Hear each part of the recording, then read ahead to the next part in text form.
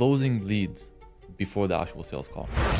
A lot of people don't actually know about. Between the time that you book and the actual call itself, that's where you're the most open to education and learning about what there is to offer, which is why the thank you page, they actually want as much information as possible to decide whether they want to stay, they want to show up on that call, or they don't want to. I guess bullying the lead. All the SMS reminders are like, hey, reply confirm that you're going to be good for the call. If you don't reply, we're going to cancel the call. The easiest way to describe this, for cold VSL funnels, all we want to do is, and we're trying to bring it in and condense it, and we're almost forcing it. I'm only going to spend additional budget to retarget people. All right, welcome back everyone to episode number 5 of the Two Bearded Info Guys podcast. So in this episode, we're going to be talking about something that a lot of people don't actually know about, which is closing leads before the actual sales call. Most people think, like most offer owners, most sales managers, they think that it is the closer's job to actually close the lead, which is partly true, but it's not the full picture. In this episode, we're going to talk to you about how we implemented a bunch of different things in marketing and sales so that once the lead hops on a call with a closer, they're basically 90% there. All the closer has to do is just collect payments. So your closers' lives are easier, sellers are making more money, you're making more money, everyone's happy.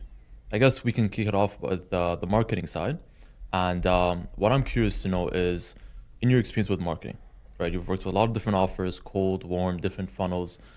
Let's use like a traditional VSL funnel, right? What is the average cold VSL offer doing in terms of the marketing and pre-selling leads, like the pre-call sales process? And what is an optimized funnel doing where they're pre-selling those leads? What would you say are the biggest differences? Yeah, there's a ton of differences. Obviously, the goal is always to get your closers to a point where they do become almost like payment processors. Does it ever actually happen? Of course not, or else you just send them straight to checkout. Yeah. But the goal is to get them as close to that as possible. So generally speaking, you speak to anyone that is doing less than 100,000 a month with a cold VSL funnel. More often than not, between the time someone books a call and the actual appointment itself, they're really just sending out reminders. They might send 1 or 2 testimonials, a seller might reach out, try to qualify. But beyond that, all they're really sending is just reminders, confirming that they're ready for their appointment. And that's pretty much it. But why is that wrong? So the issue with that is, if it's a cold funnel, what happens is people, when they opt in, they're not fully convicted yet. They would have seen an ad while they're scrolling. They're kind of half in it, half interested, half not. So they're just like, okay, let me check this out. So they'll book a call, but there's no real intent. They're still not at a point of conviction yet. They're still just trying to explore. So they might not even show up on the call if something more important comes up. Yeah. They have an appointment, they want to go chill with their friends or whatever, they won't even show up on the call. If you're doing it warm with your organic, they already know, like, and trust you.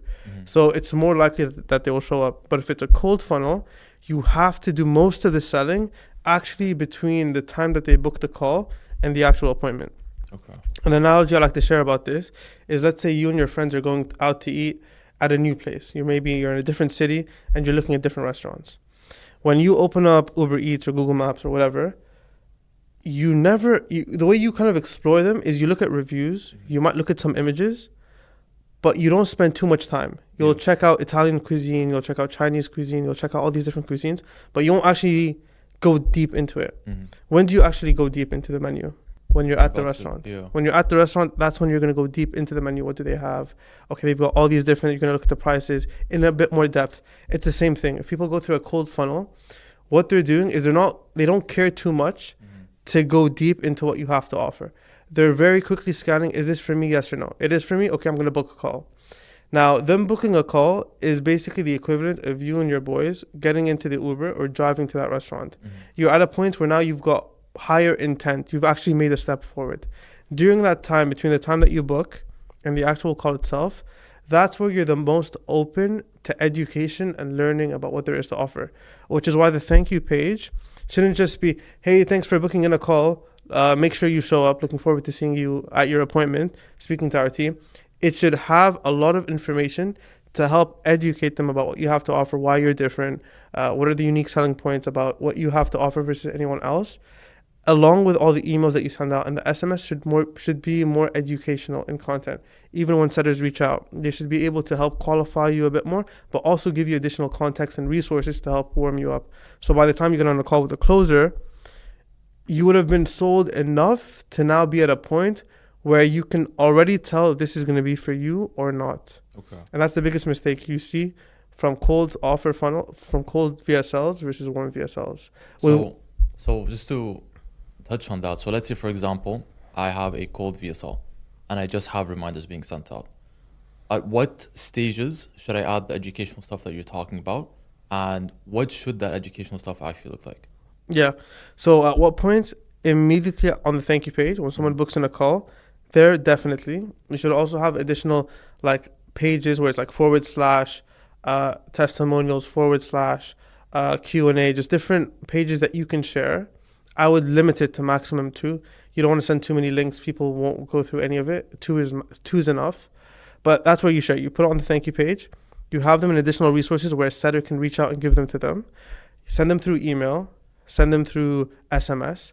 A big mistake, people overthink it. They're like, okay, whatever I send on email has to be different to SMS. That has to be different on these pages. That's wrong.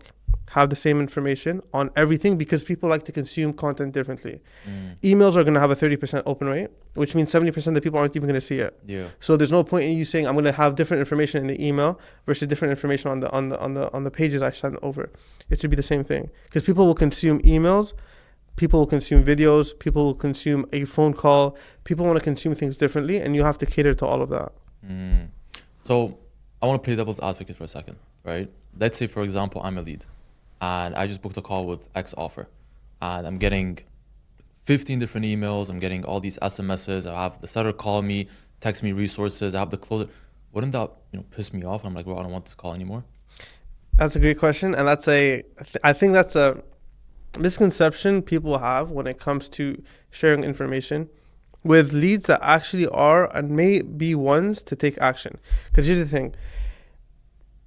Us as humans, whenever there's something that we want to learn more about, it's very common where we pigeonhole ourselves into learning everything we can about that topic so we can quickly decide for ourselves, should I continue exploring this or should I not? Okay. When someone books in a call, that it's not like they signed up for a webinar. It's not like they filled out an application. Someone booking in a call is them saying, hey, I'm going to actually adjust my schedule to fit a 1 hour time block to make sure that I can learn more about this. So it's actually a high intent thing for them to do. So when they've done that, they actually want as much information as possible to decide whether they want to stay or they want to show up on that call or they don't want to. So we've actually seen that you can send up to like 5 emails a day and it won't affect show rates. It won't affect open rates in the emails. And the more information you can share, obviously, making sure that you can stagger it. So for example, like let's say a setter is reaching out, don't flood them with 5 paragraphs and then iMessage saying, watch this, this, and that. Send them one resource at a time. Say, hey, when you have a chance to go through this, let me know. I'll share some more things with you to kind of help prepare you. If it's a lead with high intent, they'll consume it. If it's a lead with no intent, well, they were never going to close anyway on a call. And those are the ones that get bothered by all the information.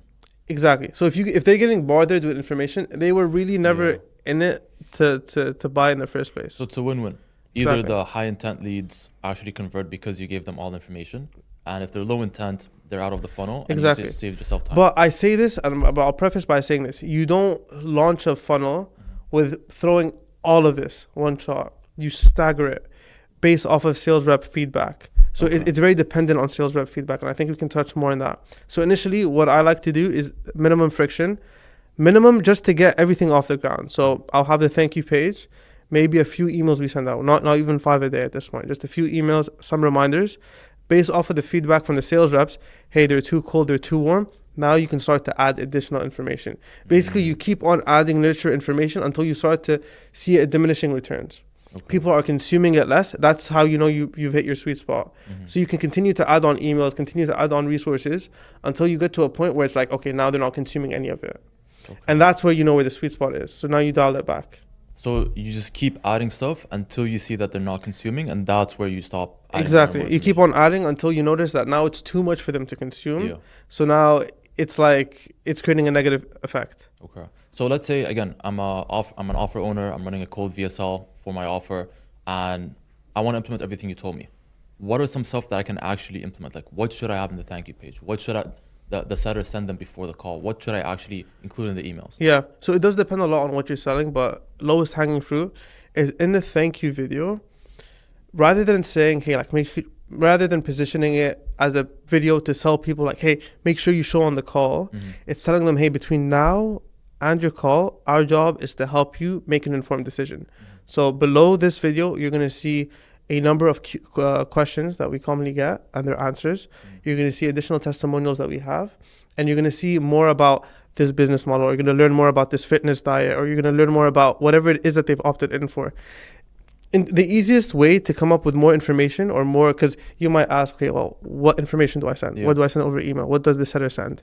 The easiest thing is go to your closers, ask them what are the biggest questions they get. Not necessarily objections. It doesn't have to be the objection that they get at the end of the call. It could just be questions at the beginning, like, hey, what is Amazon FBA? I don't understand it. Okay, well, now you know you need to create a video that explains it further. Another question could be like, hey, do I need a warehouse to store all my stock? Well, no, you don't have to. Here's a thing that explains it. So that's what I would do. It would be very dependent on sales rep feedback. Okay. And I use that information to then create marketing material.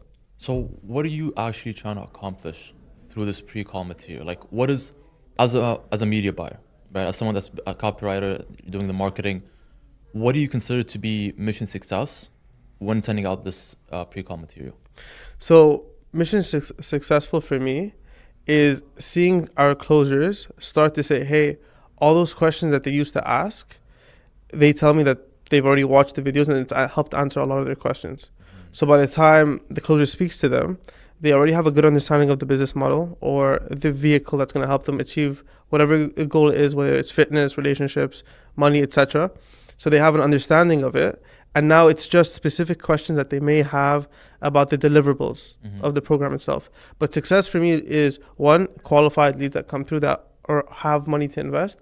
And secondly, they understand the mechanism of what is being sold. Yeah. And they're sold on the mechanism. Okay. So essentially your goal is to turn the closing call from an educational call where they have to teach them about the actual vehicle that they're selling to a sales call where they can qualify them on intent and their goals and make sure it's the right fit. Exactly. Like when you want to think of it, is like there's 3 sales that are made in info. There's the sale on the mechanism, so keto versus intermittent fasting. There's the sale on the company, why your company versus another company to teach. And there's the sell on themselves. Can they actually achieve it? The way you sell each one is a bit different. So the first one on the mechanism, you need to explain why that thing is different to everything else and why it's better. Okay. Sell on the company is, why are you credible enough to teach me whatever it is that you're teaching? It could be your own experience. For example, like let's say you're selling an Amazon FBA program. Are you the real deal? Have you sold it yourself, or have you just made a couple $1,000s and now you're selling others? Yeah. And then the final one is selling on themselves, is showing them examples of people just like them in their shoes that were able to invest in the program or buy whatever service you're selling and achieve those results as well. So those are the 3 types of sales you have to make, and you have to educate you have to try to sell them before they get on the call on those 3 things. So by the time they get on the call, they're like, yes, best way to make money online is Amazon FBA. I trust your company versus every other company because you've made millions yourself. And then third, I can see there's so many others just like me that are successful, so I believe that I can also do it. Now, yes, there will be some fear involved as well, but that's where the sales come in. Yeah. And that's where the closers come in. But the goal is to get you at least 70, 80% there. And that last 30% is where the closer comes in.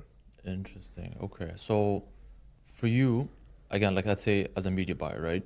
Because one thing I've seen with a lot of different offers is that the pre-call process focuses so much on almost like, I guess, bullying the lead into showing up to the call, right? The seller is blowing up their phone just to confirm they're going to show up. All the SMS reminders are like, hey, reply, confirm that you're going to be good for the call. If you don't reply, we're going to cancel the call. What do you think of that approach? I think that's the worst way to do it. It's the equivalent of you. This is not going to be a perfect example, but like, let's say you bought movie tickets for next Sunday. Now, the context is a bit different because you actually invested to show up. Yeah. But it's like, imagine you buy the tickets and you get reminders, hey, don't forget, movie's happening on Sunday. Make sure you show up. If you don't show up, we're going to have to cancel your call. Please show up. Please show up. At the end of the day, even if you wanted to show up, you're like, okay, it's a bit too much. Yeah. What they do is they'll show you trailers. They'll show you behind the scenes. They'll show you, they'll have and like you'll see with movie premieres, Instead of saying like, hey, come show up to the premiere. Reminder, premieres on the 17th of December. They're gonna show you behind the scenes of the actors. They're gonna show you the trailer behind the thing. They're gonna show you maybe some funny skits, some bloopers, some whatever. It's to get you nurtured enough to know like, hey, you know what, I'm interested now. They're educating me on more behind the scenes. So it's kind of the same thing here. It's like rather than saying show up. At the end of the day, people don't want to feel like they have to show up for an assignment or homework. The more you can make them want to show up, so it's pull rather than push. Rather than pushing to do it, it's almost like you're getting them to pull. And the best way to do it is you have to give them a reason why they should show. And it has to be a believable reason. So you can't say, hey, we have limited 10 spots. Yeah. That used to work, now it doesn't. But in the context of whatever it is you're selling, why is now the best time? For example, we're managing a big personal brand, okay, and they're selling a personal brand offer. Now in December, what was happening is obviously people go on Christmas, holidays, and so on. So show rate drops. So our messaging shifted entirely. Because it was personal branding on fitness specifically, we said, hey, this is important for you to start now because January everyone wants to get in shape. Is where eyeballs in the fitness industry is at an all-time high. So if you want to get millions of views and build your fitness personal brand, if you start in January, it's actually too late. Yeah. Because everyone that's already started in December has built that platform. So now when people are looking into fitness, they show up, but not you. Yeah.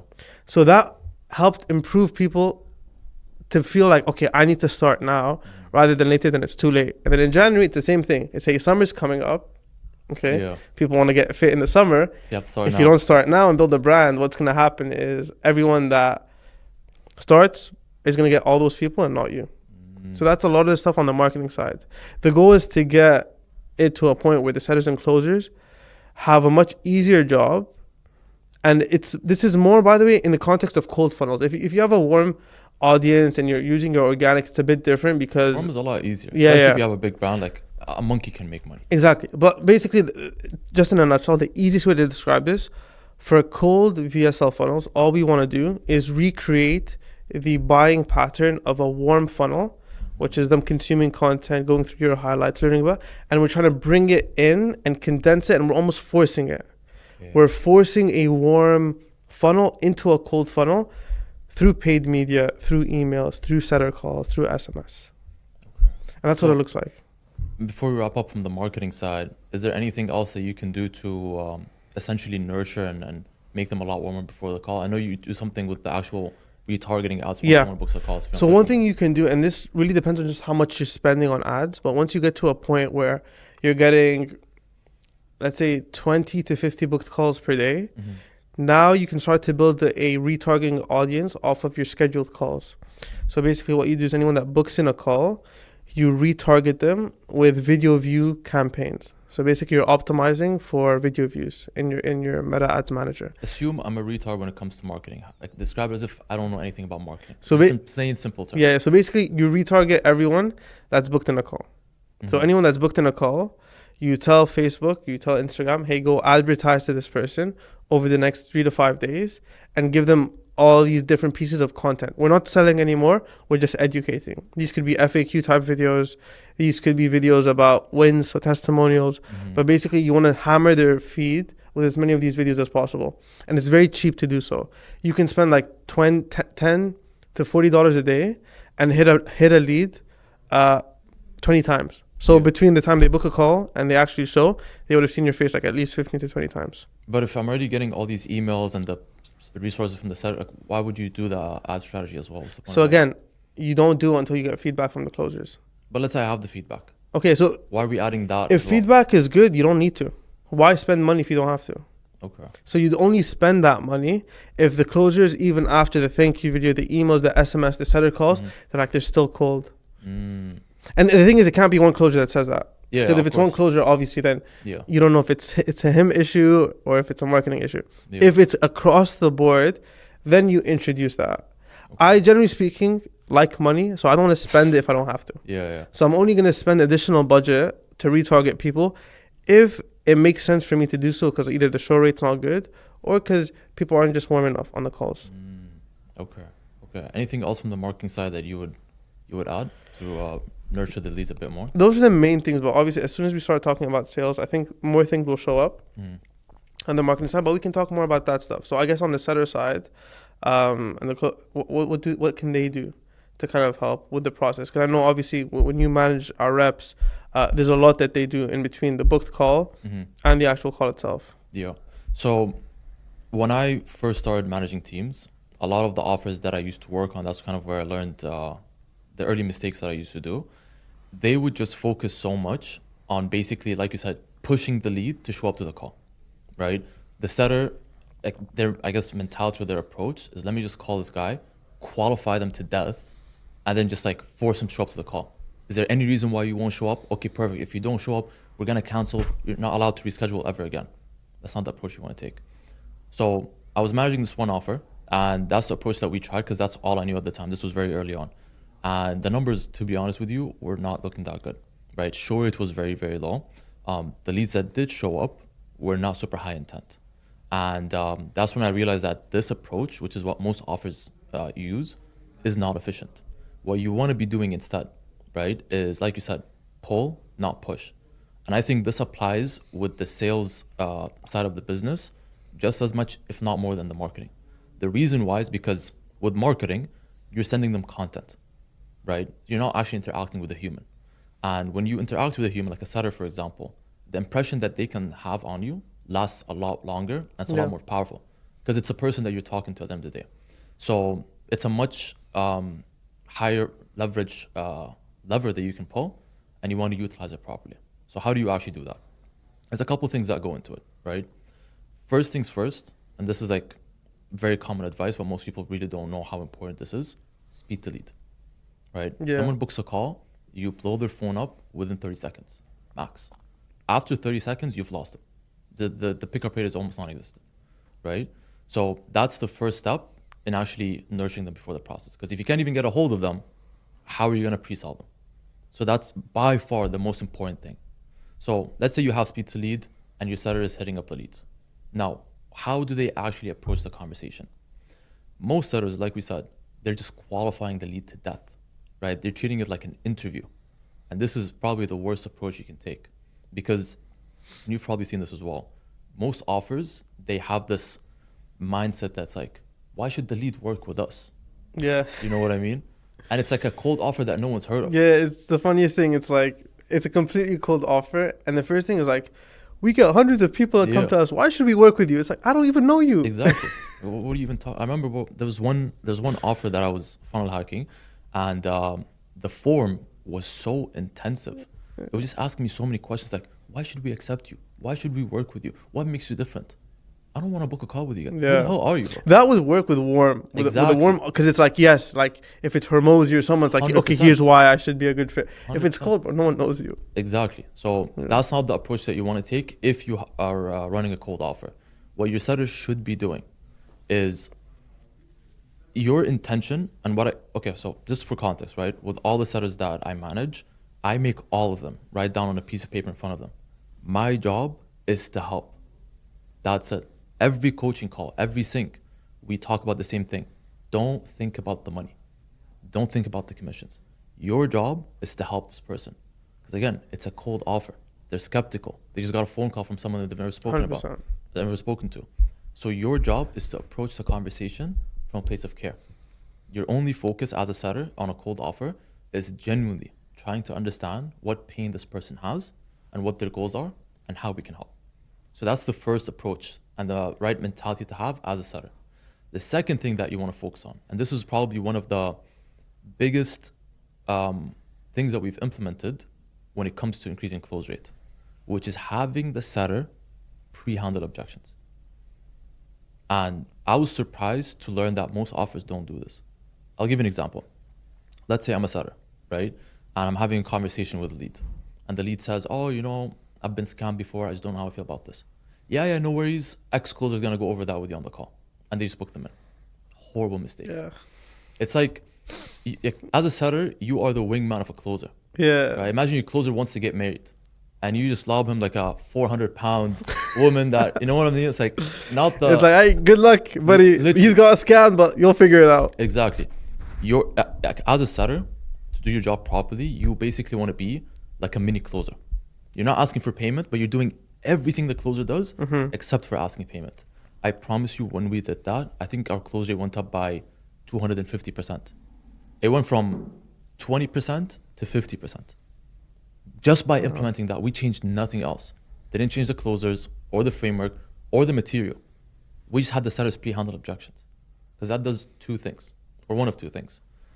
If they're a high intent lead, right, but they genuinely have an objection, now they're, reframed, they're on the same page, they're a lot more receptive to investing. If they weren't high intent and they had these BS objections, just disqualified them from the pipeline. So your closer didn't even have to talk to them anymore.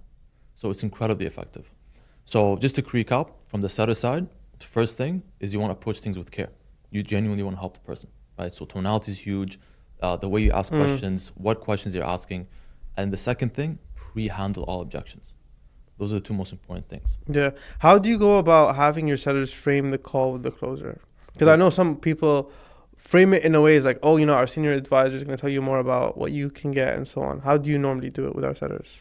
So the thing that we always tell our setters is when you're selling the next call, which is basically your job as a setter, is to set and make sure they show up. You always want to frame it as if all the pain that they brought up during the setting call and all the goals that they brought up, you just want to make them realize that you're going to find everything you're looking for on the next call, right? Obviously, you don't want to do like a full pitch on the setting call. You can give them, a quick, like a trailer of the actual program, but you want to make them realize, like, if I'm not making the money that I want, if I'm stuck in the location that I'm in, if I'm unhappy with the life that I'm living, all of these will be fixed on the call that I'm going to show up to. So now I'm not being pushed to show up. I'm excited to show up. I'm looking forward for this conversation with whoever the person is, regardless of how you want to frame him or her, senior advisor, business partner, whatever the case is. I think once we implemented that framing and just making them realize, like, look, I know you mentioned you're struggling with XYZ, you want to achieve XYZ. These are all things that are super common that we deal with. And these are things that we can very easily help with. Obviously, it's not going to happen overnight. Yeah. But what I can do for you is book you in with X person, and he can walk you through exactly how we can help you from, XYZ. And at least at that point, you have more information and you can decide what you want to do. No, 100%. And I think that's one thing where, because we've seen multiple offers and we've seen like where they started and how we've been able to help them. One big thing that we've seen, or at least I've noticed, that separates ones that make a couple $100,000 a month versus like the ones that are barely able to scrape by, is the emphasis in how much attention they gave their setter team. Yes. Because right now, I would say we're in a period in the industry or in the market where people are used to seeing automated emails, SMS messages. Like, yes, marketing is important, but it's not enough anymore. Like, you need to have a human connection. Yeah. Like, if everyone has an iPhone and you get like a green bubble, it's like it kind of throws them off a bit. They can tell it's an automated message. Having a human that they can actually speak to makes a massive, massive difference. And we've seen it in the offers where our setter team is super, super dialed in. And the speed to lead is there, the framing is there, and they pre-handle everything. Like, show rates are up, close rates are up, and that changes how much we can spend on ads. Now we can scale so much faster. And like, it could be the same email automations, the same SMS, the same FAQ videos, like even like production-wise, advertising-wise, it's all the same. But because there's a big difference in how hungry and how dialed in the setters are, can literally change your ad campaigns from like a 2 to 3x return on ad spend to like a 7 and 8 just because of that. 100%. And before we wrap up, because I know we're getting short on time with this episode, one last thing that you can implement when it comes to the sales process, to basically just make sure that the lead is so warm and excited for the call. And this is something we implemented not too long ago, actually, is having the closer. So let's say the setter has a conversation with the lead. What we typically do, just for people watching, is we have them make a group chat with the closer. Right? So it's like an extra 100%. Human element just to the sales process. And on top of that, you have the sales closer send a video of himself or herself in that group chat, introducing themselves. And on top of that, doing a recap of the notes from the setting call. So it's like, if I'm the closer, be like, hey, Mohammed, I just wanted to send you this quick video to introduce myself. I know you spoke to X setter and he shared that you're struggling with XYZ, you're trying to achieve XYZ. Don't worry, all these things are very easy for us to fix. On the actual call, let's say tomorrow, I'll be more than happy to walk you through how we can fix that. If you have any questions, just text me anytime. Now, if I'm a lead, I went from just seeing an ad. Now I've had a conversation with this guy who cares so much about me. I'm in this group chat with this advisor or business partner. They took time to send me a personalized video. They already know my pain points and they're excited to walk me through how they can help. Why would I not show up if I'm a high intent lead? No, 100%. And that creates such a warm and nurturing process where by the time they get on the call, we kind of addressed the whole point of this episode is that they're pretty much sold before they even jump, because they would have seen you in that video call, like in that video that you sent them in the group chat. They would have spoken to the setter. They would have been hit by 100 retargeting ads. Yeah, exactly. They would have been hit with a bunch of emails to help nurture them. Most of their questions would have been already answered through that FAQ section. Biggest one, if you're selling info or any type of biz op opportunity or any coaching, is if your thing is doing so well, why are you selling a course? Because that's the biggest reason for skepticism. It's like if you're making most of your money off of Amazon or whatever, like Shopify or trading or whatever, it's like, why are you selling it? Why not keep it to yourself? Addressing that answer and having a good answer for it will help by far. Having a strong reason as to why they should show up. So in the personal branding example, we said, if you start next month, it's too late. It's January. Everyone's already in the fitness industry. You got to start now. All these things combined together now. It's not easy. It's a lot easier said than done, 100%. especially getting the entire team dialed in. But once you've got all that, by the time they get on that call with the closer, they would have been hit with so many touch points. You recreated an organic funnel into a cold environment. Exactly. I think that's a good place for us to wrap up this episode on how to pre-sell leads before their actual sales call. And I hope you guys enjoyed this episode. If you have any questions, feel free to leave that question in the comment section. Obviously, make sure to like, subscribe, and if you need anything else, feel free to reach out, and we'll see you guys on the next episode.